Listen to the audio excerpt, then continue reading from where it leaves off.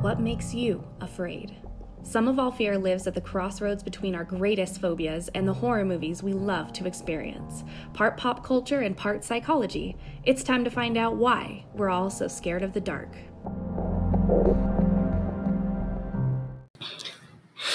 Isakovefe. What? Oh, we have coffee this morning. Cheers. Cheers. Cheers to coffee. We're podcasting in the morning. Yeah. Morning podcasting. Ish. I mean, oh well, I guess It's it is fucking noon. 12:05. It feels like it's been morning. I feel like we woke up late today. We did. We really slept in. Yeah. And we didn't even do that much last night. I mean, we went and saw our friend's new beautiful place that we will enjoy partying at. Yeah. So Dave Michelle, much. they got a pool and just a fancy, nice, pretty house. So badass. I'm so grateful that we are friends with them and that we got to kind of experience. Got to have a cool friend. No, I was saying that we got to experience the transition from the house that they were in to a house that they really now are in love with. You're just excited. You're excited for the process of buying a new house ourselves. Well, yeah, I'm excited that that's possible for us too, and so that's fun. And we got to spend time with Veronica and a lot of old derby girls last night. Yeah, a lot of roller derby, old Cat roller derby Scratch friends. Fever. Ginger Juggernaut was there. Kitty Waxer. Yeah. All those great Gnarly names. Nailer. Kitty Waxer's still my favorite. Beater Venkman, which we were celebrating Venkman's upcoming nuptials, which I'm very excited for as well. So happy Beater Venkman and Blake Day. All kinds of fun stuff. Yeah. It was a fun-filled evening. And we have another fun-filled evening tonight. We do. Yeah. We'll get to that in just a second. But welcome back, Feardos. Hey, Feardos. I'm Drew, and I'm the horror nerd of this duo, and this is my brilliant wife and professional mental health therapist, Chris. Hello. And this is what I've heard. What? That we're now being called the Alan Peg Bundy of podcasting. Okay, so I like that. You like that? Yeah. Yeah. Can I get a bigger wig? I mean, I don't know where I heard that. I'm pretty sure. Can you provide any validity to that statement? There's no support for that statement, but I'm pretty sure that's what we're being called. I admire that. I like it. I mean, I do have my hand down my pants most of the time. Yeah. Which really gets awkward in public, but hey, you know what? What are you going to do? I got to be free, man. I got to be free. What characteristics? I got to be free to do me. What characteristics of Peg Bundy do I hold? Big boobs. Oh. I don't know. Nice, a nice rack. That's the same thing. I feel like I'm being very. You wear. I'm being very typecast. You wear yoga pants, which is just like her spandex. I do. Pants all There's the time. our relation. Yeah, and I like bonbons. Yep. Yeah. Well, who doesn't like bonbons? And not working. Yeah. Sure. Why not? No, I love working. Are you kidding me? So yeah, spandex is as far as it goes with me and Peg. No, I mean, like I said, got a couple of other similarities. A hot redhead. There you go. Yeah. Yeah, guys, if you like the show, thank you for listening. Go to your podcast apps and give us a rating and a review. Please, please, please, please. We would love to get some more ratings and reviews. It really helps us kind of further the podcast and get our message out there as the podcast apps all kind of recognize us and spread our message of craziness out to the world. Also, check out our social media. We're on Facebook and what are we on Facebook? Some of All Fear Podcast is what we are on Facebook with. Wow, I am just stumbling all over. Where's the business card? And then on Twitter and Instagram, we're at Some of All Fear Pod. I need to tape it right up here in the corner. Right? I have it all written down. There's no reason for forgetting any of this information. And we now have a Patreon page.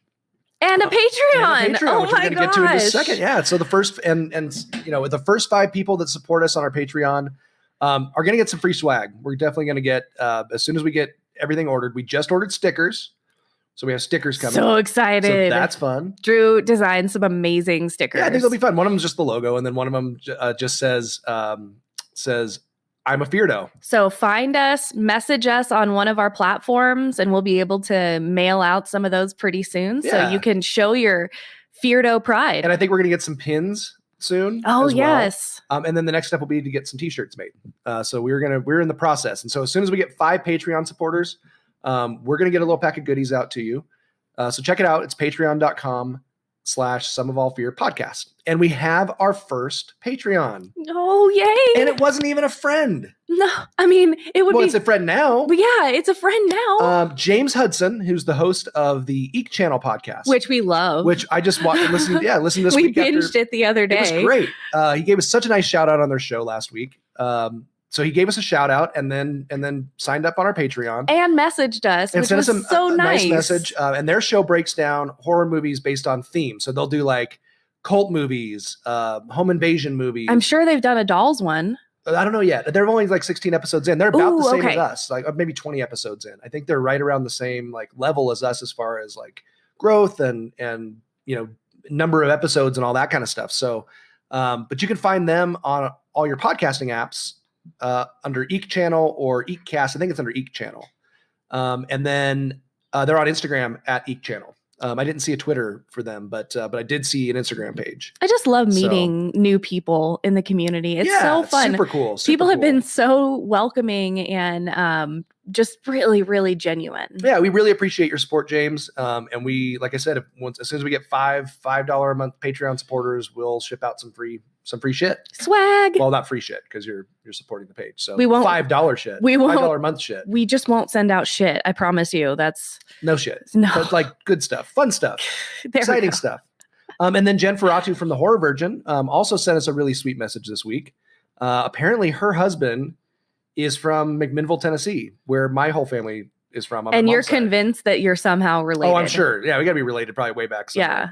I mean, if they that town, like literally, like my grandparents had like every like grandmother's side, grandfather's side, both of their parents all were in that town going back to like the late 1700s, early 1800s. So lots of roots in McMinnville, Tennessee. So she's going through the podcast.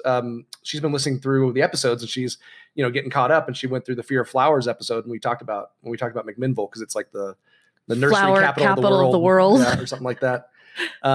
So really cool. Thanks for sending us a message, Jen. We really appreciate it. Well, and if you haven't checked out the Horror Virgin podcast, it is a freaking blast, and they're blowing up. They're huge. They've gotten really big, and have a ton of listeners. They're super fun. So and she's reached out too and kind of discussed some of her own fears and struggles with anxiety too. And I love that. Thank you for sharing that with us and being vulnerable and being willing to kind of dive in a little bit on that with us. Yeah, I would love to have more. It'd be great to have more of you guys send in your phobias. Like what makes you afraid? That's kind of this whole thing, right? We want to all find out kind of what makes people tick and how they what scares them and what phobias they have and all that kind of fun stuff. So we would love to hear from you. That would be great. We'd love that.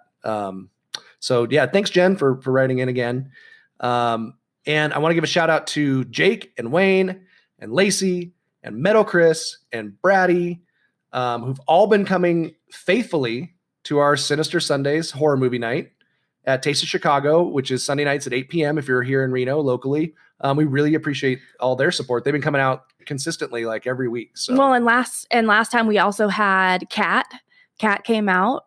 Katie came out. And we made several new friends from the Amtrak railroad system. Yeah, there was a bunch of railroaders, conductors. I believe that's what they call themselves, right? Not engineers.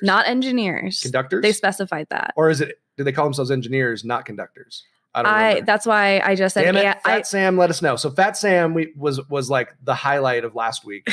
That's how he introduced himself.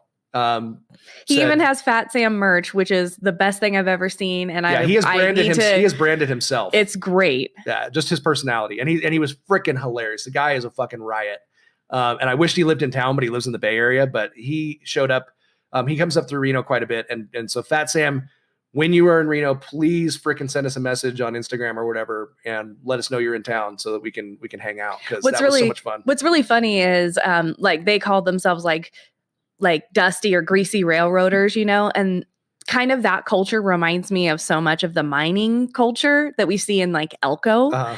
And so I can just imagine having like miners and railroaders all in one building would be so Yeah, what was cool is they were just there. They liked Taste of Chicago, so they were hanging out and having food and stuff and didn't have any clue about horror movie night. And it turns out Like Fat Sam was like a massive horror movie fan. Like and his friend, I believe his name was Jake too.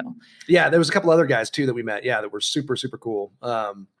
So yeah, Sinister Sunday horror movie night has been really fun. We watched we were gonna watch, based on this episode, we were gonna watch Child's Play, the original Child's Play tonight, but we watched all the franchise this weekend and decided it would be a lot more fun to watch Bride of Chucky. Bride of Chucky is the best. Hilarious. So it's great. I hadn't seen it in a long time. I watched it. It's going to be so fun to watch in a group. We just need to make sure subtitles are on, because I noticed last time with Sleepaway Camp, I caught a lot more with the subtitles on. Subtitles on in the bar. And it was so much fun to like banter back and forth.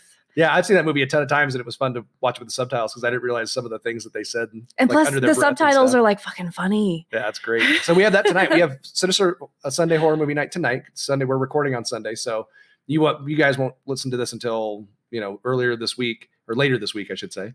But next week, I think we're going to do Return of the Living Dead. Right, because we've got some friends, some diligent Feardos that come out and ask that we put something on hold this weekend, right? Yeah, because Wayne was going to be out of town, so right. he's like, and that's Wayne's like one of my buddy. favorite movies. No, I think Jake might be there tonight. Oh, good, okay. But yeah, Jake and Wayne have been coming out every week. Those guys are awesome, and so next week we're going to do Return of the Living Dead. Yeah, it's been a fun little deal. I really like horror movie night. If you're a Reno fan, or if you're one of our friends, come out on Sunday nights. It's so much fun. Even if you only come for half the movie or just come say hi to Chris bartending behind the bar, it's a blast. And we really want to get the Reno horror community kind of together and hanging out and watching horror movies every week.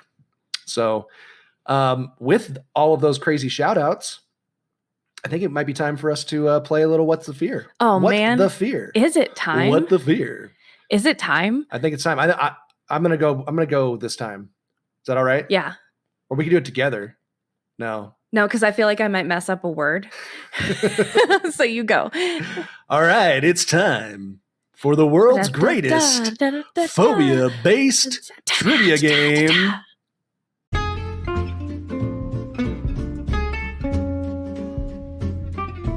What the fear? You say it now. What the fear? There you go. Okay, you have to say it like that. What the fear? Yeah, you like my scat? I like your scat. That's good. I like the background while I'm doing the intro. Little did you know, I have a background in scat. Ooh, that sounded really wrong. Let's hope we can't find your videos online anywhere. Oh gosh. You.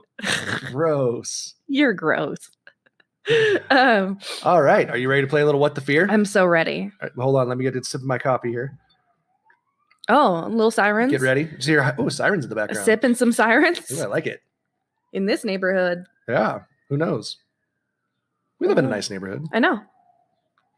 All right. It's time for What the Fear. And if you're new to our podcast, this is our phobia-based trivia game where we give some clues. We give a phobia, we give some clues, and then you got to guess what the phobia is all about. And I tell you what, people who name phobias are assholes because they rarely have, they're not easy. No, they're just sometimes they are. They're just Latin or Greek. Sometimes, yeah, I guess. Sometimes I don't know. Sometimes they're like so freaking long that you're like, there's no way that they didn't even pay attention. They just threw some consonants together, no vowels. Just it's like some sort of Nordic word. I don't know. Strange. Nordic. Dang, the Nordic got to name these too? I think so. I did not know that. All right. Are you ready for your first phobia? I was born ready. All right. Your first phobia today is Doraphobia. Doraphobia. And no, it has nothing to do with that cute little fish. Nothing. I was thinking the Explorer.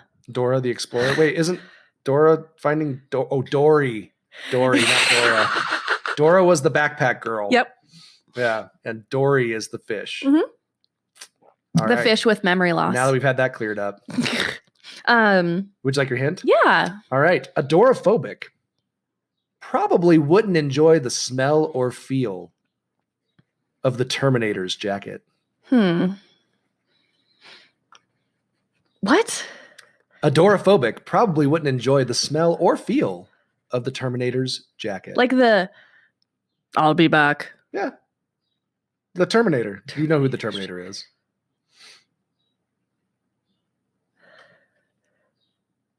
Fear of metal? No. Oh. He didn't have a metal jacket, like a full metal jacket. Yeah. This is my rifle. This is my gun. No, because I haven't seen the Terminator. Well, he just has a jacket.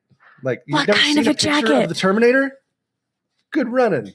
I mean, he just has a. I've seen him as a robot. He just has a leather jacket. I've seen him as a robot. He's just got a leather jacket on. So it's a fear of leather? Well, close. Fear of bad style? Dorophobia is the fear of fur or animal skins. Okay. So I'm guessing anything leather, anything, throw rugs that are made out of fur, mink coats. Well, damn it. All of you out there that are Terminator fans are just cursing my name. Arnold Schwarzenegger wore a leather. How many times have you seen a picture of Arnold Schwarzenegger as Terminator? How much attention did I pay is a better question to a picture of the Terminator. You would be aware enough to know. No, I notice things like. Come on, where's your pop culture sensibilities? How have you never seen the Terminator? Okay, let's get back to that real quick. How have you never seen the Terminator? Okay, so How is that even possible? You know me, right? So since I was, I think so, a very wee. But do I really? Does anybody really know each other? I don't know. That's a different question for a different podcast. Maybe Inside of Me with Michael Rosenbaum. Michael Rosenbaum. That's a new one. Inside of You. Inside of You. That's a great one. But anyways, no, I think I've seen it insofar as it was on TNT or TBS when I was growing up and probably homesick or something. And, in and out of fever, maybe watched portions of it, but have never truly sat down and actually watched any of them. But not to even know he was wearing a leather jacket? All right. He was a robot. This was a robot. He was a robot. He was a cyborg. Give me my next one. I'm hungry for more. All right. We're moving on. Moving on from that Shame. That's what I feel right now. That was a bad hint. Yeah, your hint sucked. Watch, it'll turn out like he never wore a leather jacket, and I just pictured that in my head or something. Oh man, you didn't do your research? I mean, I didn't go find a picture. I assumed that. Oh, Feardos. I'm depending on you right now. I'm sure that the leather jacket that he wore in Terminator was on display at the Hard Rock Cafe. No, Planet Hollywood. That was in like Anaheim or something that I went to when I was a kid. Remember Planet Hollywood? Yeah, I remember Planet Hollywood, but not literally one item that I saw at a Planet Hollywood ever. Well, because we went there for a like an opening or something, a premiere of Last Action Hero. Oh which my was gosh, an Arnold Schwarzenegger movie, and he was there, and that was, and he was standing next to his Orange thing. County. It's disgusting. Hilarious. All right. Your next phobia. Shut up. High desert. Desert rats for life. Desert rat. All right, eleutherophobia. Wait, eleutherophobia. Can you say that without the marbles in your mouth? Eleutherophobia is your next one. Eleutherophobia. What? You just changed it on me. Can you spell it? Eleutherophobia. What? You just said it different. I just said it 15 times. Yes, differently. Every single one was different. The spelling of this word is ELEUTHERO phobia. Eleutherophobia is my guess. Okay, and yeah, people with this phobia, Chris, what? Probably hate bald eagles, and they definitely hate the right to bear arms, and I guarantee you that they just hate America. What? Yeah, I bet you they hate bald eagles, right to bear arms, America. I bet you they hate Lee Greenwood songs. What the shit? Can you sing me a Lee Greenwood song for an example? I'm proud to be an American. So, can you repeat all that again for me? Because people with this phobia probably hate bald eagles. They probably hate the right to bear arms. They probably hate America. Probably hate the national anthem. I guarantee you they're sitting down. They're kneeling.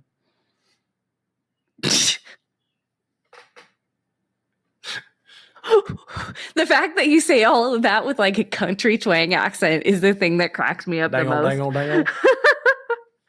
But it's not like Fear of Hank Hill, right? No, it's just not the Fear of Hank Hill. The fear of America or Close. Americans? No, not quite. No. You can have this isn't necessarily, it's not isolated to America, but America embodies this thing the best. Freedom. It's the fear of freedom. You are correct. It is the fear of freedom. You also sound like I think all them dang old liberals have a fear of freedom. You also at some points sound like what? You sound like the vampire from True Blood. Too. The Anna Paquin's like the main one? Yeah. Oh, I like that one. I think that's a good one. That was a good one, especially for Memorial Day. Thank you so much. That's right. I didn't even make that. Thank you so much to all you who have served to protect our freedom. That's right. You don't have a fear of freedom. No. You're out there fighting for freedom. Okay, Hank Hill. Good job. Thanks. Way to go. That was a fun little hint. You've redeemed yourself. I like that one. Yeah. All right. Are you ready for your next one? Yeah, give it to me. Your final phobia of the day. Let's do it. All right. Vestiphobia. Vesti. Phobia.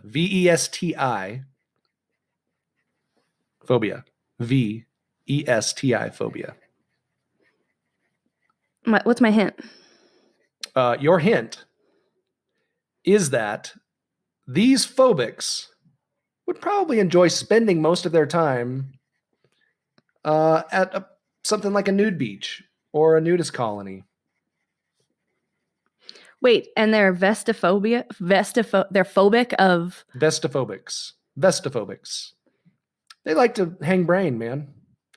These guys are all about just dangling in the wind.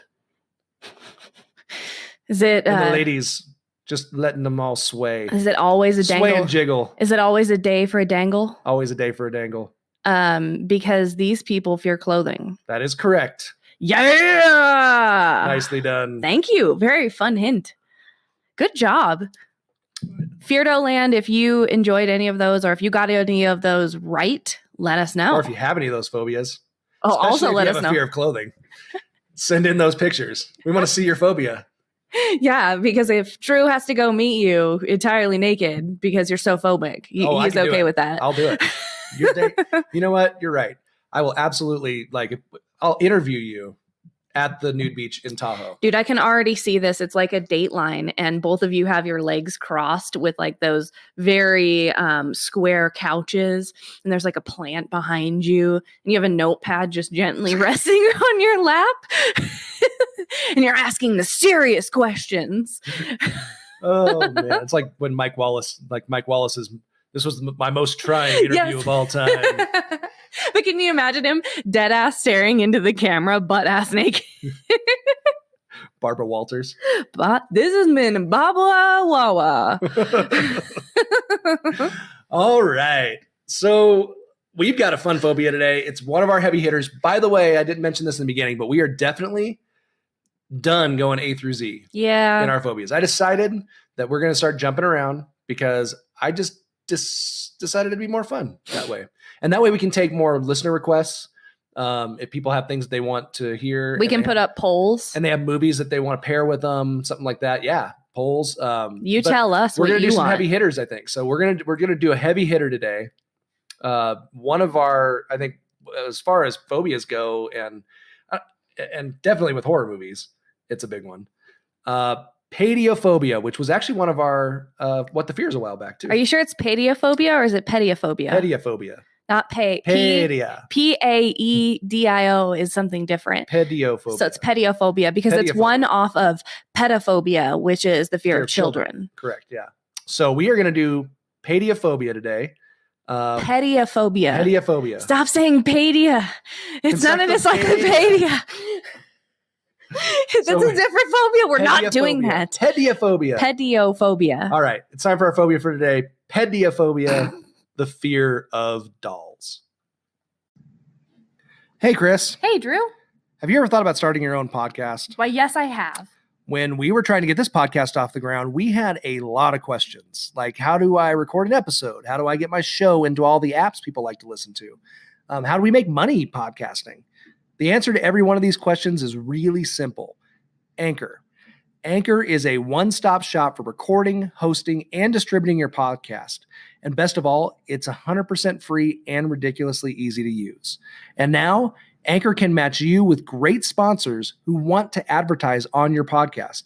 That means you can get paid to podcast right away. In fact, that's what I'm doing right now just by reading this ad. Right now? Right now. Right now. Right now. Right now? That means if you want to get a podcast going and make money doing it, go to anchor.fm/start. Join me and Chris and the diverse community of podcasters already using Anchor. That's anchor.fm/start. We can't wait to hear your podcast.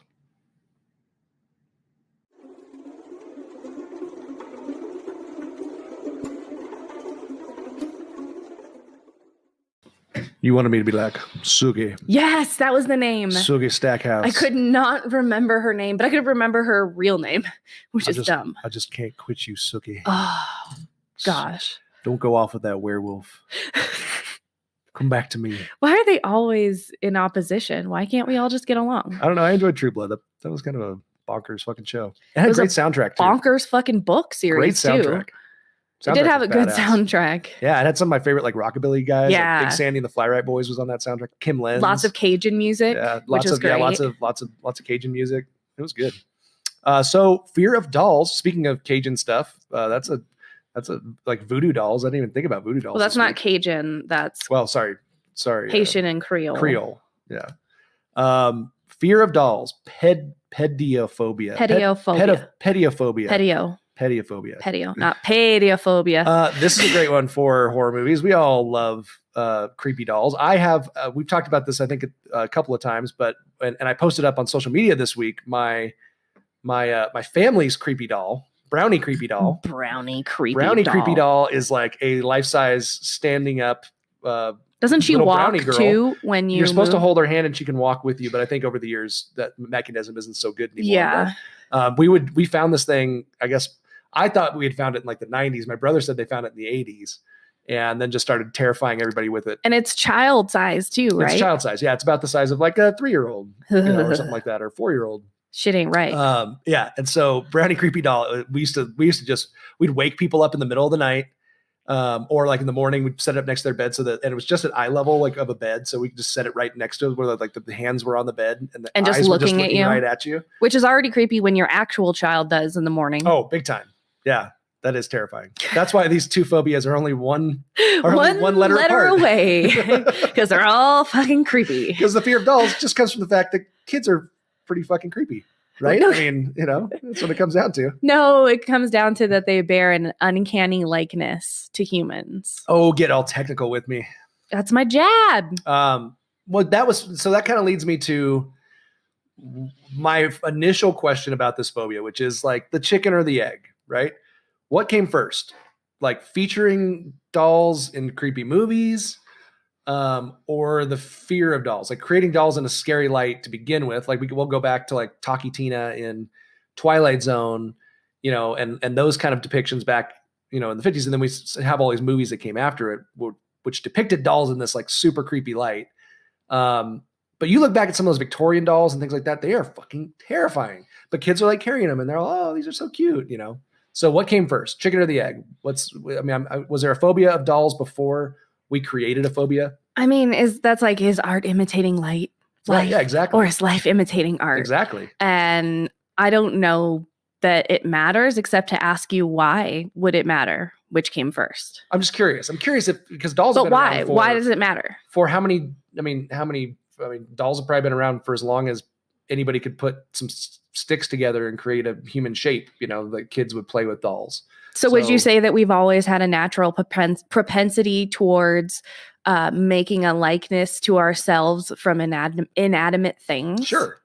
Like statues and let's go even like deeper, like stuffed animals. We personify stuffed animals. Oh yeah. They have lives. They talk to us. They, as kids. What kind of stuffed animals are talking to you, Chris? Leppy. Let's have a conversation. Leppy, when I was a kid, was my best friend, and I passed it down to my son, Hudson, who loves him still and does the same shit, makes Leppy talk to his other stuffed animals and makes his own inner world from it. Sure. That feels really safe and connected. So I don't think it's a matter of which came first. I think I need to know why that matters. Well, I'm guessing the phobia predated 1950s TV movies. I'm sure there was a fear. I'm sure people, it's just like we say, there's literally a phobia for everything. I think going back in history, I guarantee you there's people who were creeped out by dolls before we started. So can you have this phobia without having people first? Well, no. Okay. No, well, obviously not. Yeah. So then people came first. Can you have any first. phobias without people first? Right. So that's your question. But we have to have brains to create our phobias. Right. So I don't know that matters so much as to what it is that causes this kind of dissonance, this kind of off feeling when it comes to something that as children, their likenesses provide us a lot of comfort and a lot of companionship. Like, when does it turn for us? Is an easier question, I think, for me to answer. Well, I think it takes something familiar too. It takes something that's familiar to us as children, right? And it's like that scene in Poltergeist with the clown, right? Where it takes something that's kind of fun, innocuous, and then makes it super fucked up and creepy, dangerous. But I think dolls, because they look like us, and because anything that looks like us in our brains has that potential to be alive, right? Or is one step from being alive, right? Because it looks like us, and we create our dolls to, children's toys and stuff, to be as close to real as possible, right? Right. They laugh and they cry and they shit and they piss. Yeah, some of them, poop and pee, and like, why do we want to clean that up? Like, maybe obviously there's value in teaching it, but like maybe hand them a child that needs some comfort, like an actual child. There's in Nevada alone, there's like 300 children in the adoption system that could use a little cuddling and TLC. Are you calling out the toy industry right now? Because they need to be encouraging more adoption and less dolls. Well, I think we should I don't know if that's a hard stand. I just think we should be encouraging more human to human interaction, and less human to thing. But these things look like mm-hmm. people, and they try to make them to act like people. And nowadays with kind of tech savvy stuff, dolls are even more crazy. Like they can download them, download stuff onto them, and Wi-Fi and all kinds of crazy shit. Right. And at a certain point, the way that something, it's almost like on a graph, like the way that something is very familiar to us in terms of the comfort that it provides, versus how human-like it is on the bottom end of that graph. As one goes up with the other, there is a point where it reaches on the graph that it's no longer comfortable, and it immediately drops. So, for instance, like, as we see human likeness increase, like say an industrial robot, not mm-hmm. a whole lot of familiarity or characteristics that are human, just metal arms, just moving and doing things. A human robot, not a face necessarily, right? Even like WALL-E couldn't be considered that, because he is too humanistic. He has human facial features. The first 16 minutes of that movie has absolutely no speech, right? Because it's all facial communication, right. But robots don't have the ability to do that. So, real true robots. Or do they? But as that human likeness and familiarity continues moving, moving up, if something moves, it kind of increases its familiarity with humans more, right?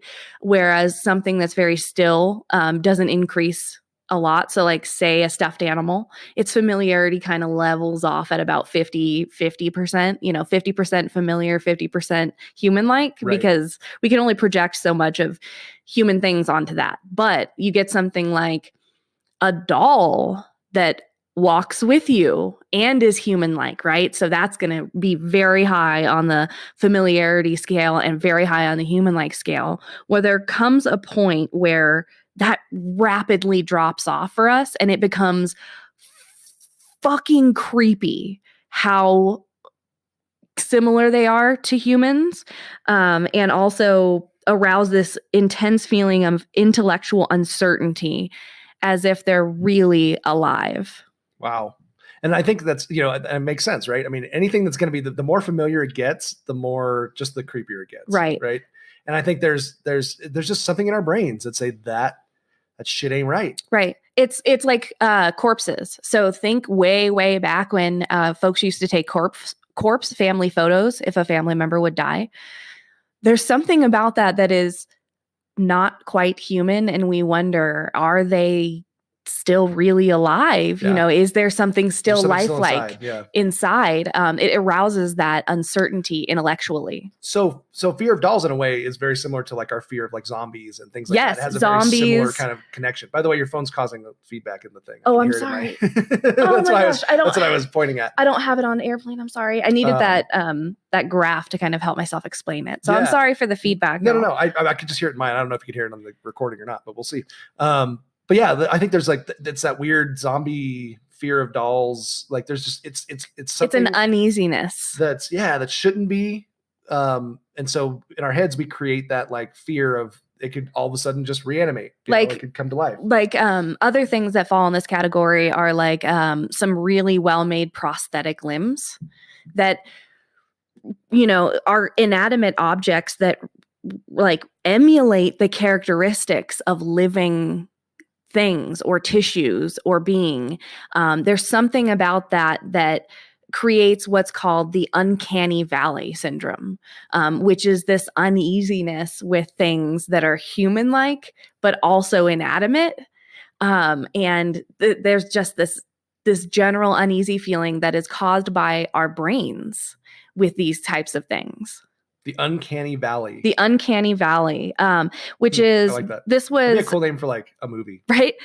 This was actually coined by a Japanese roboticist for the feeling of discomfort that aroused when he created things that were very similar to humans, like AI, but not stuff. Quite humans. And he said that it felt like it was unnerving that we don't quite know what they'll do because they're not human, right? But they feel human. Well, and that's just going to become more and more of a thing as AI advances.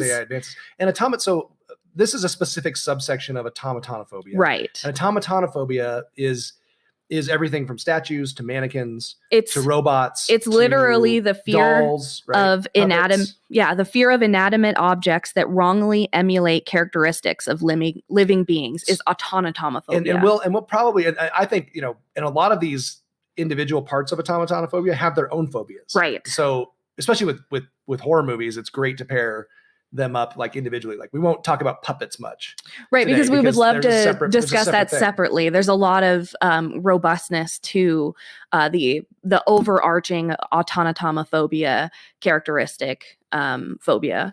Like our friend Angelica and fellow Feardo, she struggles with automatonophobia. And when I read about this uncanny valley syndrome, as I kind of researched, the specific dolls one the most, I realized that this may play a role, like her brain's perception of statues specifically for her. Statues, which is really interesting. I was talking to somebody last night about this. And they were like, people have a fear of statues? Yeah. And I was like, yeah. But lifelike, same phobia. The feet, the more human-like they were, the more uneasy. And she said it was like the gods. It's right. Because they're bigger than, statues are typically bigger than the actual person or bigger than and it's like that feeling of having that. And she actually, she commented on a post this week. So she was excited that we were doing dolls because it kind of is similar to her phobia. I thought about her as I was researching this and just thinking, okay, so this isn't necessarily like a phobia that was learned over time. It's something that our brain perceives, right? Because of the uncanny likeness of these things. If a sculpture is well done, it can feel and look like skin and be very lifelike, and stone is not supposed to be skin. That's very dissonant to our brains. Do you remember the bodies exhibit? Yes. Did you ever go to it? No, but I always wanted to. So I went to the one in Chicago years ago when it came through Chicago, and that's an interesting one because they took all the systems out. That would fall in the corpse part of the uncanny valley, though. They made they would take like the whole nervous lymphatic system or nervous system or whatever, and they would separate it out and whatever they used diet to congeal it, and then put them in like running positions or riding a horse or that one was so all cool. the just muscles, right? Yeah. Just all the muscles. And so in a way that's like, it doesn't look like us, but it is. They made it so that from us. They all looked like us. You know, they're doing normal activities, right? But yet have no skin and no, dude. That's crazy. I can totally see how that definitely kind of falls in that uncanny valley. We had a friend that she almost passed out in the middle and had to leave. Yeah. And like we see on the other side of the uncanny valley, as things start to go up, you know, the highest level of getting out of the uncanny valley is actually, you know, a healthy human being that we can actually relate with. Like, hey, these are things a healthy human being's supposed to do. But as you slide back down into that valley, it gets more and more difficult for our brains to understand if this object is truly living or not. Ooh. So yeah, there's really some valid brain things going on during the perception of the fear of dolls and the fear of lifelike things. And of course, with any sort of phobia, it has to be persistent, excessive, and unreasonable, causing significant distress and impairment in daily functioning. A lot of times folks with this particular phobia with dolls will note that the starry eyes really give them goosebumps because like they are right, because they're lifelike just enough, but also dead, cold and hard. Cold. Exactly. And there's dead something like a doll's there's eyes. Just something inherently unnerving about that. And sets our brain alarm and our systems go off like, be fucking careful. This is uncool, basically. So back in my hometown of San Clemente, I happened upon an article this week that introed with something that happened there a few years ago, which was an older lady. For some reason thought it would be really sweet to create dolls that looked like the children in the neighborhood, and then left them as a present on the porch of that family's home. And people were super fucking confused as if it was a threat. Freaking creeped out because like all of a sudden here's a doll that looks like my daughter on the porch with no like other information, just sitting there on the porch. And people fucking lost their shit and got so freaked out. Which is, I guess it went on for a while until she realized, like, I read in the paper or something when this people think this is weird. Why? Like, oh no, I'm trying to do a nice thing. Like, but yeah, can you imagine like getting a doll that looked just like you on your porch? Well, yeah, with no context. Yeah, you're not sure. Like that's a great basis for a horror movie too. Is this a threat? The uncanny valley. Ooh, and you could set it in the San Fernando Valley and all that shit. Perfect. Yes, right on. See, we're coming up with a script. Yep, there it is. Script's done. I've already written it. But yeah, so again, we kind of see Trademark. This uncanny valley appear more in adults. So it has something to do with as the brain develops, it develops a discrepancy between living and non-living, right? So as we begin to understand permanency and death and life, and as living things non-living things tend not to have as much human-like characteristics when we're older. You know, we don't play with dolls and inanimate things. Well, some of us might. Yourself. I don't know. I'm just saying. I have my Lester doll right here. Yeah, it's true. I can't say that, so I redact. He's at the car. We bring him to Sinister Sundays with us. I know. But he's a puppet, so. It's a little different. He's a ventriloquist dummy. It's under autonomophobia, but it's under its little separate umbrella as well. So it's actually very common. The uncanny valley is often seen in adults, largely unstudied.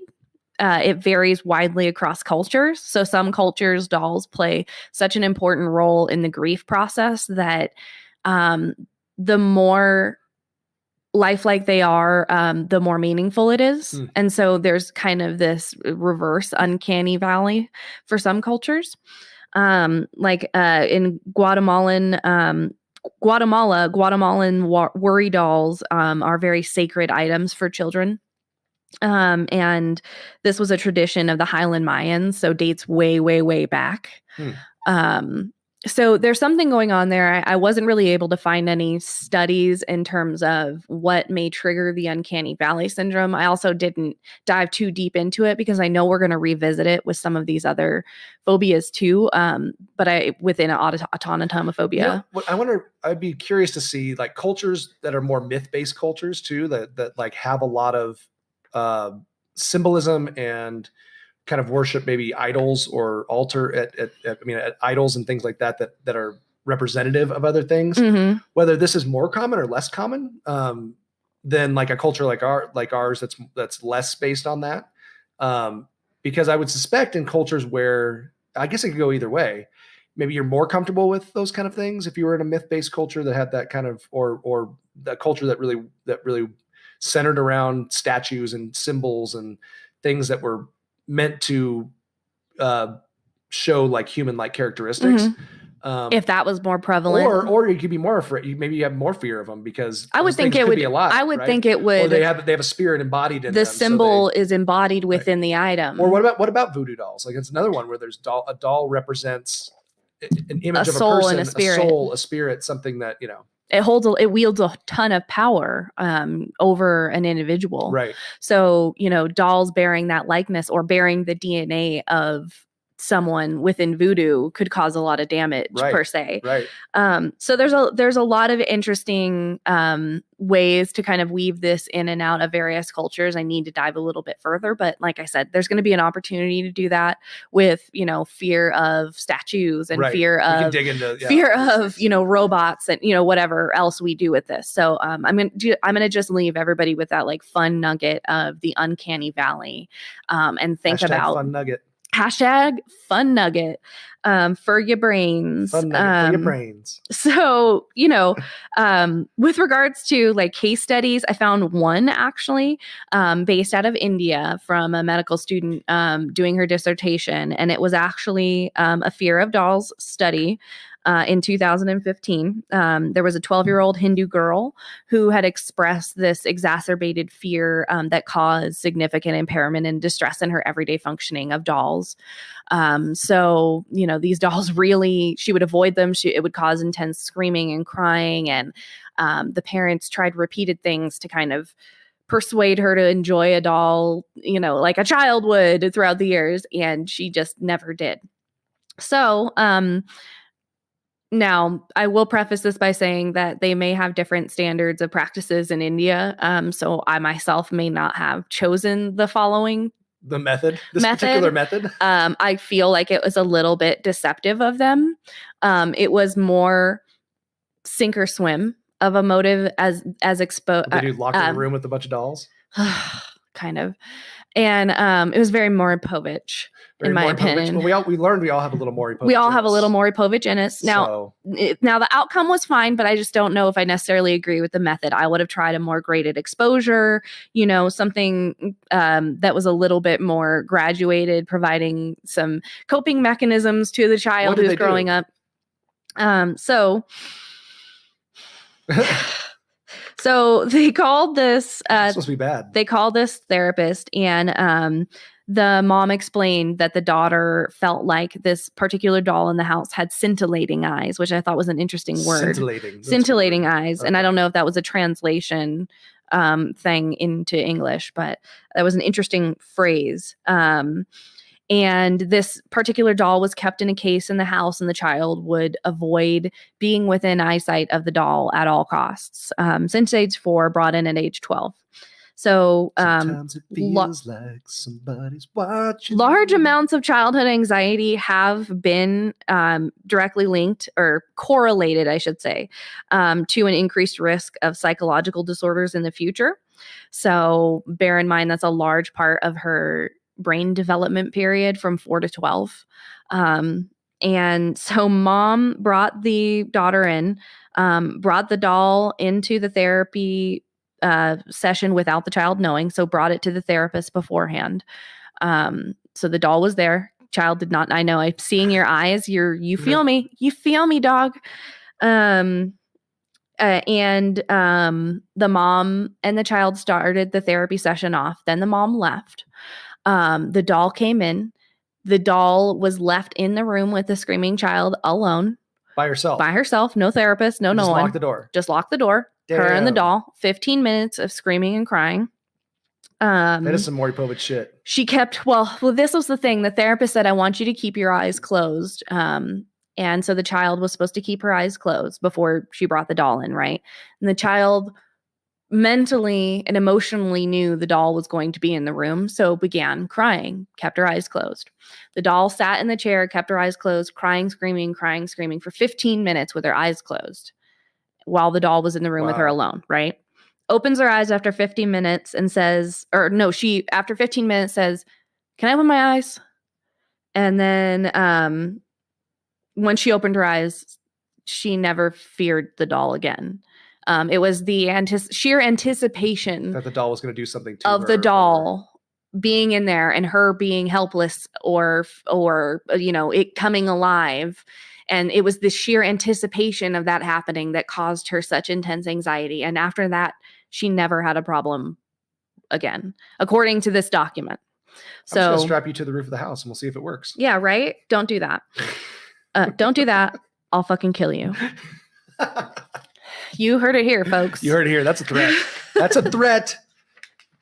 So yeah, when we think about like movies and how they capitalize on this cognitive dissonance with humanoid things, it makes a lot of sense. Yeah. Why? The brain just does not like it when things could possibly be moving behind our backs that shan't be moving. Well, this is the basis for just a ton of really fun horror movies and lots of great creepy scenes and episodes of shows. And so good.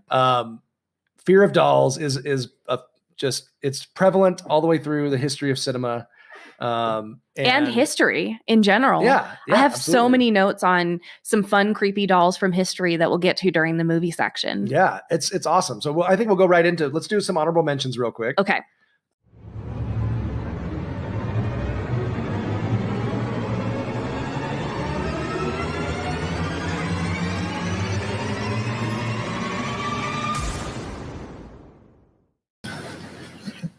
Yeah, so honorable mentions. So we got, all the way through the history of cinema, there's just been these great characters within all of our horror movies.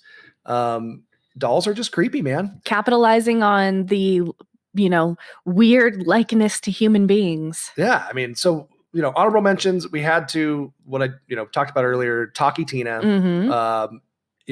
aired on November 1st, 1963. And it's one of the first Twilight Zone episodes I ever saw growing up. Did it scar you for life? And no, I actually just liked it. I loved Twilight Zone when I was a kid. Like I really enjoyed it. They creeped me out, but they weren't like, Twilight Zone's it's not scary. It's just they're just kind of, creepy.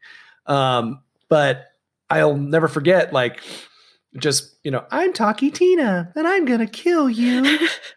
And Telly Savalas with his, shiny bald head as the dad, just freaking out on this freaking doll. Former Bond villain. And it was cool to see that mental breakdown. Kojak, 1970 star, Telly Savalas. Just a great episode. And then when we had our little creepy doll, Brownie creepy doll, my brother would always hold it up, and when we were at my grandma's house and be like, "I'm Talkie Tina, and I'm going to kill you." That was something that when I was growing up, that was kind of a part of that culture. That episode. What about last year in our Halloween decorations? How we did the haunted playground? Oh yeah, and we had like some of those pictures. Kids everywhere that we burned. All right. And side note: so our kids, like, I'm pretty sure they think we're the most jacked up people in the world because we're like decorating full blown for Halloween last year, and where did we go? We decided, okay, all right, boys, let's hop in the car. We're gonna try to go find some decorations. Goodwill at Goodwill, Savers, secondhand stores, right? So we show up and they're like, okay, what should we look for, Dad? And I'm like, well, creepy dolls. Try to find some creepy dolls. And so they're going around. I'm like, Barbies, it doesn't matter what it is. Just favorite Hudson. Dolls. This one's naked. This one's naked. And I go, that's even better. And my older son looks at me and goes, what is wrong with you? And it just like dawned on me like, oh, I guess that is kind of weird. Oh, whoops. That's odd. And but what was even worse was when we got home, I'm like, hey kids, you want to light these on fire in the backyard? You want to melt these? Because we melted them down and made their face all like squished up. With lighter fluid? With lighter fluid. And they're like, You guys ruined my good baking pans too. Man, that was awesome. That was kind of fun. And they turned out really cool. Memories. We made a playground in the front yard with like a sandbox and put all the dolls. What was really funny, it was like right outside their windows too, and Hudson would like freak himself out. You could see the uncanny valley working in his mind. So creepy. He loved it, but he hated it at the same time. So Twilight Zone, Taki Tina, one of our honorable mentions for sure. Another one is so there was a mini series that aired in the 70s, 1975, and it was a horror anthology. It was a 3-part horror anthology, all starring Karen Black, and Karen Black you will know as Mother Firefly from House of a Thousand Corpses. Oh, okay. The blonde kind of bimbo-y. She kind of played the mom. She passed away actually not too long ago. But she was in House of a Thousand Corpses. But the part of the trilogy. So it was 3 separate kind of mini movies, right? And the part of the trilogy that preyed on this phobia was called Amelia, and it featured a wooden Zuni warrior doll that was like, I don't know how big, like inhabited with the spirit of some like voodoo priest. Of a Zuni warrior. And it comes to life and just wreaks havoc. And like stabs and like so creepy. It's a rad little movie though. It's super, super fun. So if you haven't seen Trilogy of Terror, that's really fun. And then honestly, I don't know that a lot of people don't even pay attention to the other 2 episodes of that. That's the one that always gets brought up, right? Is the Zuni warrior. Because doll. that one is the one I think the most folks can kind of relate to, that creepy feeling of, well, if I had that thing in my house, I'd kind of be like, is that shit going to come alive too? It's really fun though, especially for like mid 70s. It has like some cool, I don't know if it's animation or if it's claymation. I can't remember. I didn't watch it this week, but I can't remember how I didn't watch it this week.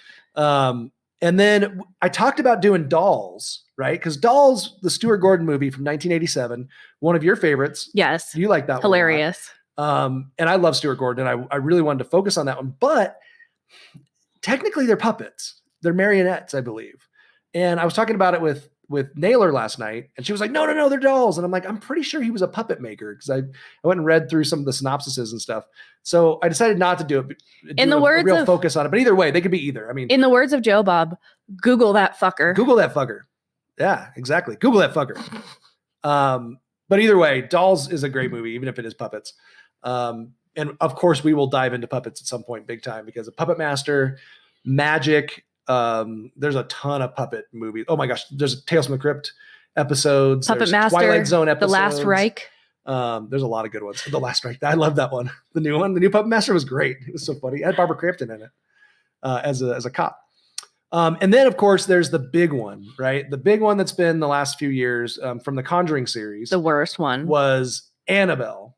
And Annabelle was based on a real doll, which was a Raggedy Ann doll that Ed and Lorraine Warren, the paranormal investigators. And you have some connection to them, don't you? Yeah. Well, I met him in LA years ago. I was working for an organization that did research on cults and the occult, which was a really fun job. Like, I just spent my time researching cults and occultic stuff. And they were at an event, and I can't remember what the event was exactly. It was like 2001, and met them and actually talked to them a bit, kind of interviewed them a little bit for a research thing that we were doing for the organization, because we got a lot of questions about them because they were very popular. And, a lot of people just say they're just straight up frauds. I found them to be nice enough people. They were probably just frauds. Nice people can be frauds too. They can be frauds too. But part of me actually genuinely believe that they were what they were doing. Well, so, to be a really good fraud, you gotta convince yourself, I guess. Yeah. So that was really interesting. So this doll, the Annabelle doll, that's the doll that Annabelle was based on, Ed and Lorraine Warren kept in their private collection. They had this private collection of like possessed memorabilia or whatever, possessed stuff that was in like this museum kind of thing at their house on the East Coast. But the Annabelle movies, obviously play that up a little bit more and made Annabelle a lot creepier than a Raggedy Ann doll. Mm-hmm. She's a pretty terrifying fucking doll in the movies. She's awful. And they're fun. I like them. Annabelle, I liked The Conjuring. The Conjuring was a good movie. Yeah, it's okay. I've never been like super, super in love with them, but they're fun movies. The Conjuring movie was really fun. Annabelle was okay. Annabelle Creation was terrible. They kind of went down, started going kind of down. As a lot of them tend to. Annabelle something is coming out this year. There's another Annabelle movie coming out this Annabelle year. coming again. But it's again, they're creepy freaking doll. I mean, creepy doll movies are never going to go out of style because they're just because the uncanny valley valley, right? They prey on the fact that they just are fucked up. Like we don't like them. We don't want them around. I don't like it. I don't trust it. I don't want it around. So check out those for your fear of doll fetishes out there. Pediophilias. Oh gosh, I have some fun pedophilia. Oh yeah, you have a list of stuff for you, right? This has to do with possessed dolls, right? So in my studies of fun facts along this journey, fun facts, fun fear facts. We don't have a jingle for that. Our whole show is fun facts, right? So there is actually a possessed doll Etsy page, and mind you, these things are not cheap, right? And it really kind of peaked in 2015. Even NPR did a study on these possessed doll Etsy Annabelle, pages. I'm guessing. Probably, yeah. There's probably it was. But it came out in 2014. So there apparently is a huge market for people wanting to connect with the spirits within a doll. And so, of course, this is like highly unregulated. You don't really know what kind of spirit you're getting. You can get like an evil one. You can get like maybe no spirit. Like it's a bad spirit. You get a lemon. No one cares. It's a blind bag, right? It's a blind bag. You really can't verify what's behind door number 1, right? You can't verify the hauntedness of what's inhabiting it. And Rick Warren could. Right. Oh, she just passed away a couple weeks ago. But so there's a couple of podcasts that do a really good job kind of highlighting this as well too. The McElroy boys on the My Brother McElroy on the My Brother and Me podcast. My Brother and Me. Justin, one of the brothers, or me, created a segment called the Haunted Doll Watch that actually highlights some of these dolls like each week on their podcast and the stories behind them. And so I've actually kind of taken a few of the favorite ones that you can see on some possessed doll Etsy pages and sometimes at local little museums. So I've kind of created a fun little list. Give us that list. Also, man. too, I want to find out about these possessed dolls. How can I own one? Also, too, This Podcast is Haunted podcast on episode 42. They did an episode on dolls and talk a lot about some of these like haunted doll legends that I'll mention. Okay, too. So we have My Brother and Me podcast, and we have Haunted. This podcast is haunted. This podcast is haunted. Episode 42 is the dolls one. So, so yeah, I'm gonna kind of go through a little bit of doll lore. Some you may be able to find on the haunted doll Etsy pages for not cheap amounts of money. How not cheap are we talking here? Oh my God. Some of them are like thousands. So not cheap. And there is a big market movement for this. I don't know. Somebody said, do you want a car or do you want a haunted doll? Possessed doll? So let's talk about Letta, the 200 or more year old childlike doll, covered in wool with real human hair. Ooh, real human hair. Makes it a little 200 plus years old, right? So we're talking about a long fucking time ago. And it was actually found while someone was taking a kind of like a cross country hike or a walking trip and found a deserted home in Australia. Brought it home. Dogs feared it. Guests swore that they saw it move physically. Once they could not remove it from their vehicle, it would not they were going to go sell it or give it away, and it would not allow it to stuck to the car. Wow. And so that's a fun one. You can buy that too, clinger. Right? Also, Charlie the doll, which allegedly has scratched children at night. That one's actually available at an oddity shop near Salem, Massachusetts. Well, that's a good place for it. Yeah. I really want to go to Salem. They have their Halloween festival every year. I bet that's amazing. One of the best things in the world. Also too, there's a person, I don't know if it's a male or female, or whatever you Spirit. identify as, Demon. that has a haunted doll gang. It's 8 haunted dolls that were surrendered to this collector. And this collector keeps a camera on them 24/7. So you can actually buy like access to watching these dolls. Do they ever move? They have a couple of reels. That seems like quite the racket, right? Like just some dolls. They're just did you see? Nope. Oh, wait, right. Maybe no. I don't think maybe he didn't move. So one of my favorite ones that I found was actually Ruby the doll. Allegedly, when you held her, she made you nauseous. And my first thought was, wait, what's she stuffed with? Because depending upon how old she is, she could possibly be stuffed with something that physically would make you nauseous if you held her. So that would be my first question, right? Also, that's really sad. Like it's like the in Game of Thrones with the Baratheon girl, and someone gave her a doll that had the crackling rock disease in it, whatever it was right called. So really fucked up, guys. But Ruby's out there. She's actually available, and her home she calls the Traveling Museum of the Paranormal and the Occult home. Nice. So that one's fun. Museum. Where's right? that at? It's traveling. Well, I know, but where's that right now? I don't know. I want to go to there. I don't know. Well, also, if you really want to know somewhere to go for some really awesome dolls, the Island of Dolls in the Colimico Canal system, basically south of Mexico City. This is an island that's completely covered by broken and decaying dolls that were placed there by Julian Santana Barrera, who placed them there to appease the spirit of a drowned girl. Oh man, I love that. Apparently, when you're on the island, you can hear them whispering to you. Super creepy. I want to go to there. Don't take anything from it. And then finally, this one is my perfect segue into our feature film.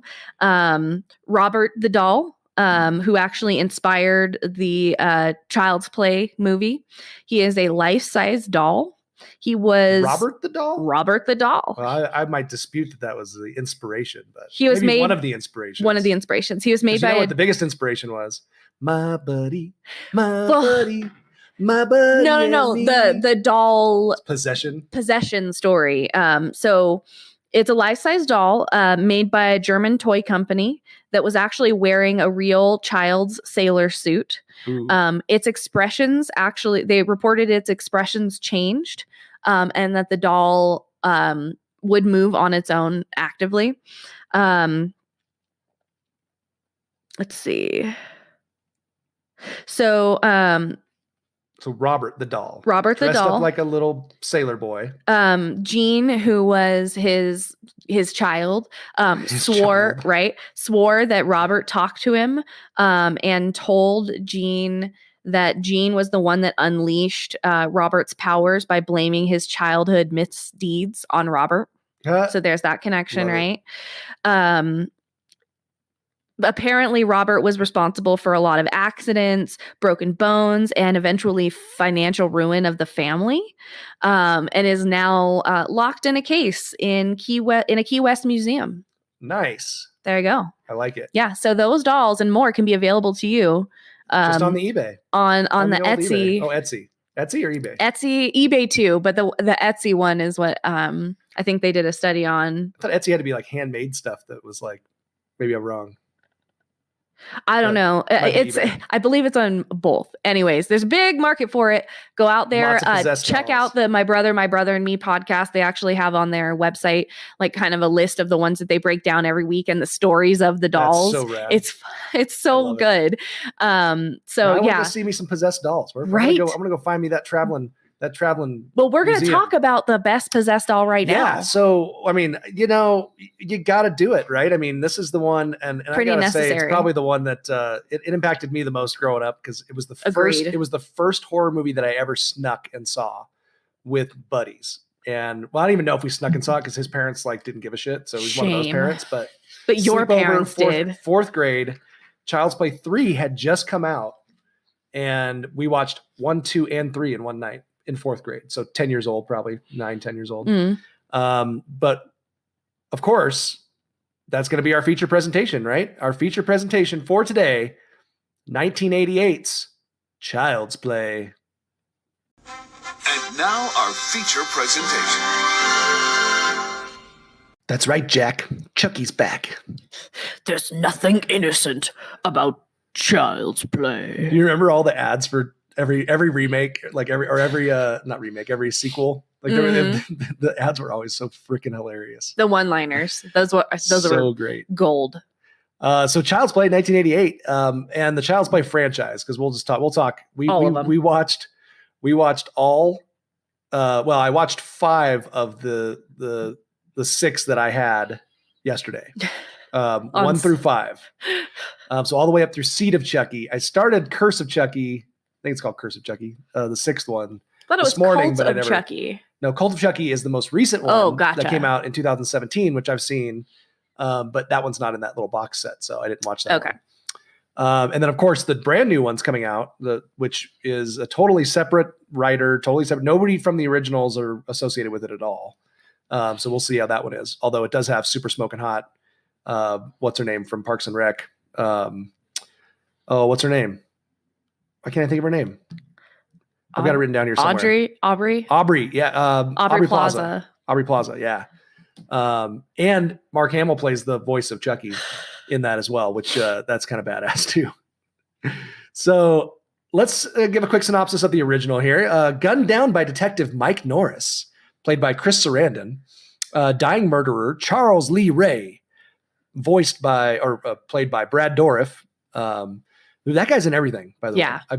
I had no idea how much stuff that guy was actually in until I looked up his IMDb. But he uses black magic to put his soul inside a doll named Chucky, which actually the doll wasn't named Chucky. The doll was named the Good Guy Doll, and Chucky was the nickname of Charles. And the Good Guy Doll also had available artillery such as the Good Guy Uzi. Yeah, I noticed that on the wall when it was in the toy store. It was like the Good Guy archery set, the Good Guy knife, the Good Guy Uzi. Yeah, what? It's up on the wall, just like the Good Guy. It's part of the good. It's one of the good guys. Because this is what the Good Guy needs. He comes with. He needs an Uzi. Every kid needs an Uzi. I mean, why not? So he uses black magic to put his soul inside a doll named Chucky, which Karen Barclay, played by Catherine Hicks from Seventh Heaven, then buys for her young son Andy, played by Alex Vincent. When Chucky kills Andy's babysitter, the boy realizes the doll is alive and tries to warn people, but he's institutionalized. Now Karen must convince the detective of the murderous doll's intentions before Andy becomes Chucky's next victim. Dun, dun, dun. Tense. Such a tense. Directed by Tom Holland, who did Fright Night and Thinner, and lots of similarities. Lots of similarities to Fright Night and a couple of other movies that Tom Holland did, whereas there was like a divorced single mom, kids seeing weird shit and nobody believes them. Do you think he's trying to process childhood trauma? Something. Yeah, I don't know what it is. But and then it was written by Don Mancini, who wrote all 7 of the sequel, like all 7 of the movies. The only one that he's not involved in is this new one that's coming out next month, coming out in June. He's not involved with it, has been open about like how was not interested in doing a remake. So this one's a remake of the original. Have you seen the previews? Yeah, it looks kind of fun. I mean, they're different. It's different. You know, it's like a buddy doll instead of a good guy doll. Right. I'm sure there's some copyright shit that they had to go through. And, the doll Chucky looks different a little bit. But we'll see. I mean, I don't know. I always kind of like giving things the benefit of the doubt. It'll be interesting to see it using CGI because of how advanced the CGI is now. Which, honestly, that kind of sucks to me. I like watching the old kind of effects. Right. Like in the original, they used some animatronics. They used some not midgets, little people. What's the proper nomenclature? And they used some kids too, like running around as Chucky. So they used all kinds of stuff to get, the right human look, the features or whatever. But Don Mancini wrote, I've listened to him on a couple of podcasts and he talks about, the franchise and stuff like that. But he wrote all 7. He wrote Child's Play 2, Child's Play 3, Bride of Chucky, Seed of Chucky, Curse of Chucky, and Cult of Chucky. But nobody in the production was interested in doing a remake. So whoever did the remake, whoever owns the rights, I guess. The studio or whatever, got a script for a remake, and now they're redoing it. So we'll see how that goes. But like I said, this was the first thing that I remember as a kid. We rented 1, 2, and 3 with my buddy, and his parents were just one of those oblivious parents who just didn't give a shit. So we watched all 3 of those. No wonder you guys have such back. foul language. Yeah, they do have some of that. And actually, I let the boys watch it, and I didn't remember that the original had him like Hudson loved watching it this weekend with us. The first thing that Chucky says in Child's Play is, "You filthy bitch, you stupid slut, I'll teach you to fuck with me." I remember when that came on, I was like, maybe my 7-year-old shouldn't be watching this. You're a terrible parent. I'm a parent. I'm a terrible parent. Terrible parent. Clearly a terrible parent. But during the initial release, it got a lot of bad press. Criticism. Oh man, it was crazy. They had like protests and Could it have been the Uzi? the Uzi? I don't think so. No, back then every kid had an Uzi. I had a toy Uzi. That I had tons of toy guns when I was a kid. They sold those all over the place. But yeah, there was like all these demonstrations. People thought that the doll was going to help make kids violent, and I think there was even there was some case in Britain. I think. Did they not understand the movie that the child wasn't violent? It wasn't the child. It was the doll. The doll. The child literally was never violent. Actually, it's interesting.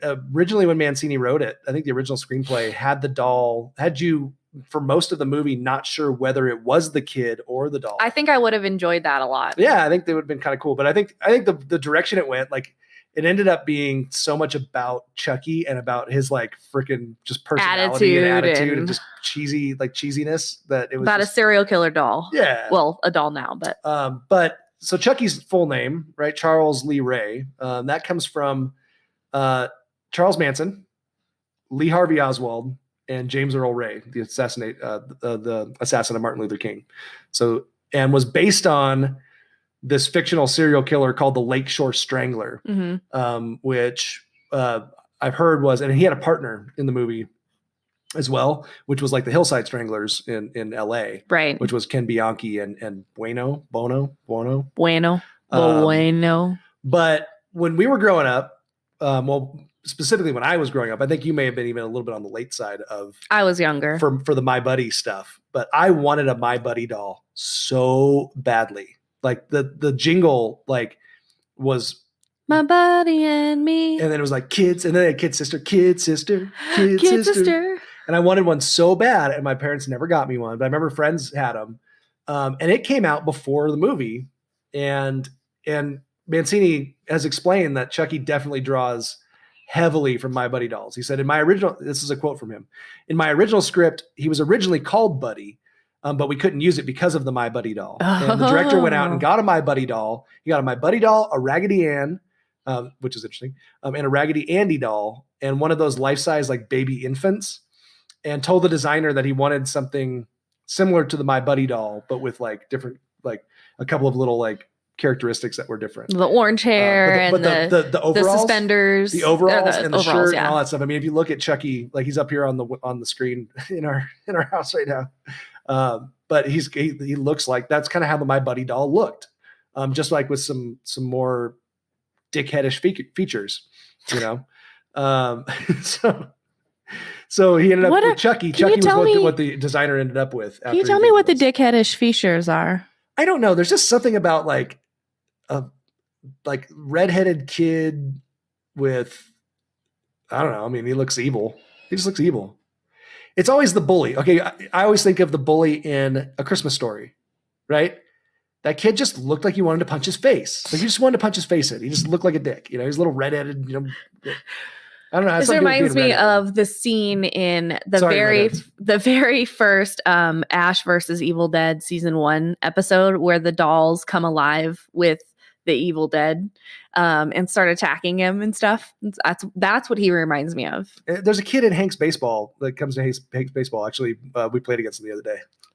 That I always just want to punch in the face. Just oh my God, you're so. He looks like he has one of those faces. You're the reason. And he's also kind of a dick. You're the reason Little League has a rule about not punching kids in the face. It's a rule that they have in most places where you're dealing with kids. But he just has one of those punchable faces, and he's kind of an asshole too. Like the kid's like cocky. He's kind of a prick. How are his parents? That's my first question. Yeah, well, I know them too. But Damn. So yeah. Would you like some aloe for that burn? So in the intro, right? So Charles Lee Ray, the serial killer, is like going through the toy store.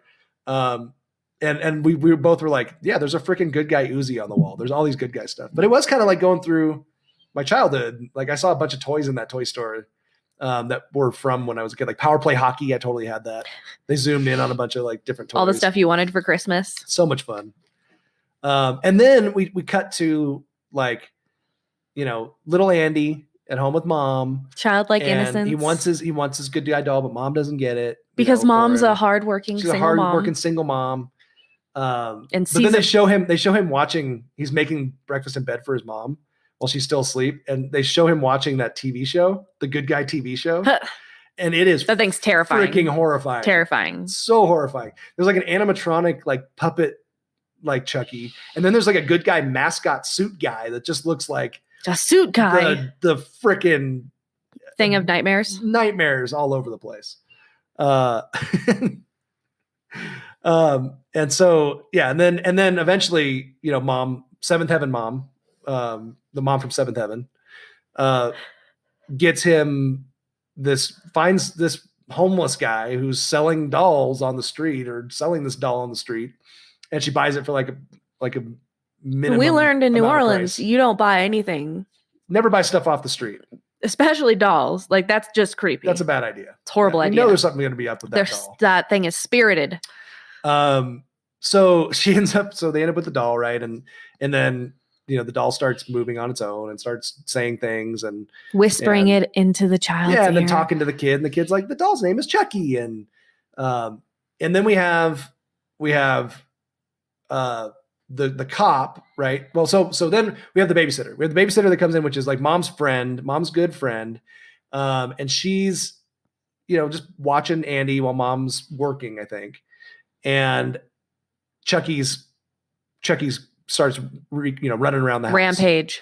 And ends up stabbing her. What did he end up doing? He ended up pushing her, like scaring her, doing something and pushing her out the window. And she ends up falling out the window. Mm-hmm. Which fun fact, hashtag fun fact.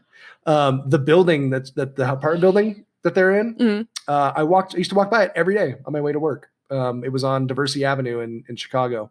And I remember seeing it in the movie and I was like, that looks really freaking familiar because it's got kind of a unique little look to it. And so I looked it up and I was like, hey, that's the one I used to walk by every day on my way to work. No wonder it looked familiar. The one that she goes flying out of when she gets pushed out. So yeah. And then, hilarity ensues. Chucky starts, going off and mom finds the box and the batteries fall out. The batteries are in there still. And, so Chucky's running on, just so running then she knows he is something ain't right. Well, and then we have this whole voodoo kind of black magic thing that we find out that's how he, somehow he learned this black magic from this voodoo priest dude. You didn't catch that? He was in jail with the voodoo priest. Oh, was it jail? See, I didn't catch that. That's where they met. And then they lived together on the outside. And so they kind of taught him everything that he knew. Interesting. So then we get the cops involved, right? Because we have the murder where we have this woman that falls out of the building and Andy's just like, Chucky did it. Look, he's got and kids are like on the bottom of his they're feet. like, this kid's crazy. And the cop is played by Chris Sarandon, who Fright Night again. And he's the vampire in Fright Night and Prince Humperdinck from Princess Bride. Prince Humperdinck. Princess Buttercup. And Princess Buttercup. And he plays kind of another Tom Holland movie. So Fright Night, he's in Fright Night and in this one. So he obviously liked getting Chris Sarandon in his movies apparently. So they end up starting to run around. Chucky's, going, he's got to kill his partner, right? That's like, he's got vengeance. So he's going to go kill his partner and then he's going to kill the cop. Like that's the deal, right? Mm-hmm. So there's a scene where, mom and the cop are driving. Mom's finally realized that Chucky is possessed and alive and she's trying to convince Chris Sarandon. And Chris Sarandon's like you're freaking nuts, blah, blah, blah. And then Chucky starts trying to stab him from the back seat. And he's like, oh, never mind. And gets I take it back. And then we start this whole like rampage of in the back in the apartment building, and Chucky gets lit on fire and he turns into this little. If you haven't seen it, burned it's out, really good stuff. Yeah, the burned out Chucky. The burn Chucky is so. That's the look we were going for with our dolls last year. Yeah. But you know what they didn't have? They didn't have a skeleton inside to burn like that. You know, another fun fact: Steven Spielberg. Originally, they were going to title Child's Play "Batteries Not Included." Oh. But Spielberg was coming out with the movie of the same title, like before they got the more title. applicable. So I don't know. Batteries Not Included is a pretty good title if you think about it, with the batteries falling. I don't want to have to think about it. That's great. And then it was changed to Blood Buddy. Blood Buddy was the other one because originally the way they were gonna get the doll, the spirit into the doll, was the kid and the doll were gonna like the doll had like real human flesh or something, or like mimicked human flesh, and you could cut it and then you could get bandages to put on the doll, and then they were going to do like a blood. The kid was going to cut his hand and do a blood pact with the doll, and that was how it was going to transfer the spirit over. Good or something weird Lord, like that. don't do that. That was the original deal. No deal. But as we watched the sequel, all these sequels, right? We watched 2 and 3, and then we got to Bride of Chucky, and I've decided hands down my favorite. So much fun. Bride of Chucky with fucking Jennifer Tilly. Great music. Great, so good. Great dialogue. John Ritter. It's got John Ritter, Katherine Heigl, which is insane. Which must have been one of her first movies for sure, and then Jennifer Tilly.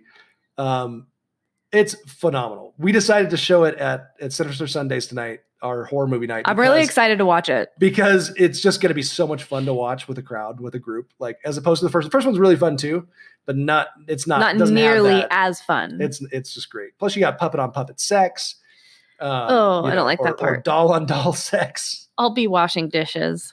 Hey, at the end, we see their baby is at the very end of the movie, and then we have the sequel for which is weird because that means they have reproductive organs because they're turning more human. Well, it's so great because it totally plays off of like the goth scene too. Oh yeah, like the obsession with serial killers and like obsession with dolls. She's her whole trailer is covered in dolls. Such a pediophile. Yeah, for sure. She has got an issue. It's great. I freaking love it. It's fun time. And Jennifer Tilly is just adorable. I think she's so funny.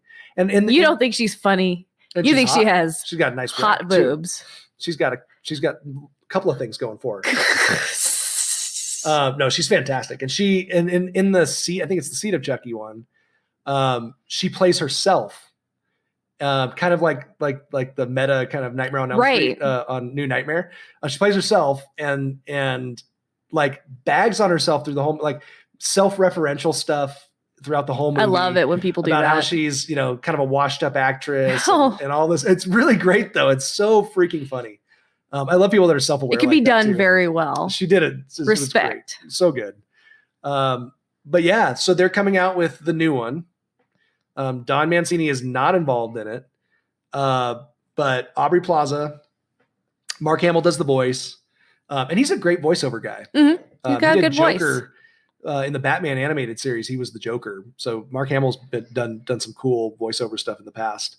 So what I love about the new one though is their ad campaigns. Have you seen them? Yeah, they really capitalize on childlike, innocent, and cutesy stuff, and then kind of poignantly remind you that this doll has homicidal tendencies. No, they do the Toy Story thing. I know. It's totally childlike inness, but it's homicidal tendencies. It's like literally like Woody is bleeding on the ground as you see Chucky's foot walking away from it or whatever. Hell yeah. And then at one point he's holding the Slinky dog like over a fire, or like half the Slinky dog. They're coming out on the same day. That's why. Toy Story 4 and Child's Play are coming out on the same day. Oh, wow, that makes sense. So that is fucking hilarious. Brilliant marketing. Yeah, it's perfect.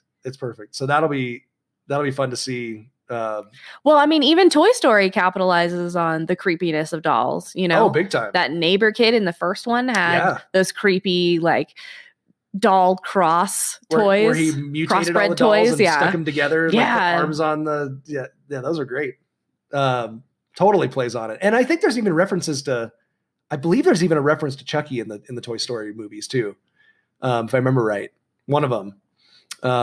Where they're like, you don't want that guy. It's pretty rad. They don't want that guy on your team. So yeah, as far as doll movies go, I mean, I think Chucky's, Child's Play is probably the apex. Yeah, if you've got a fun doll movie. If you've got this phobia, this would not be this series to watch. It's unnerving.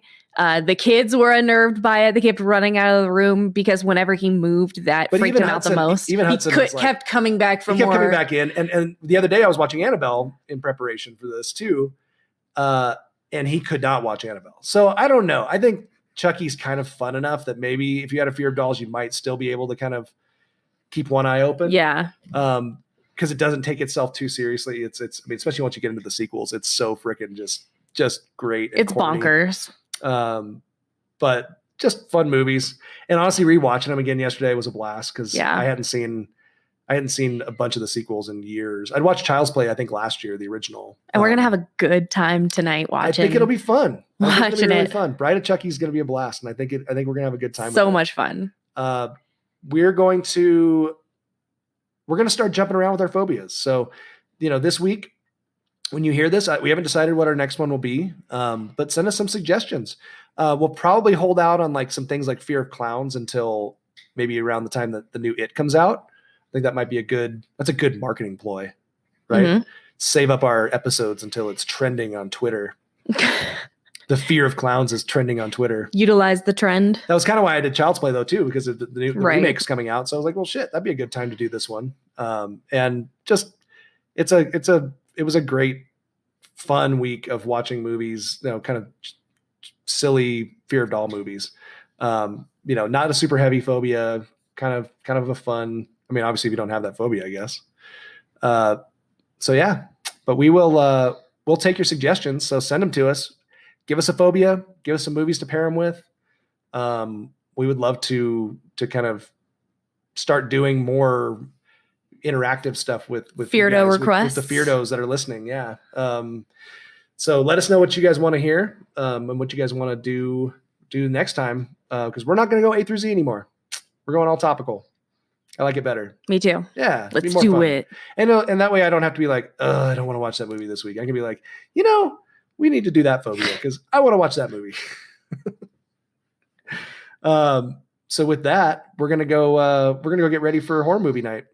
It's coming up here in about we're heading out in about an hour. Mm-hmm. And we'll see some of you guys there, and we'll see you next week. If you listen to this week, come out next week. We're gonna do Return of the Living Dead, one of my all-time favorite movies. And I know Wayne and Jake both like that movie a lot too. So they said they're excited about that one. So we postponed it so they didn't have to miss it.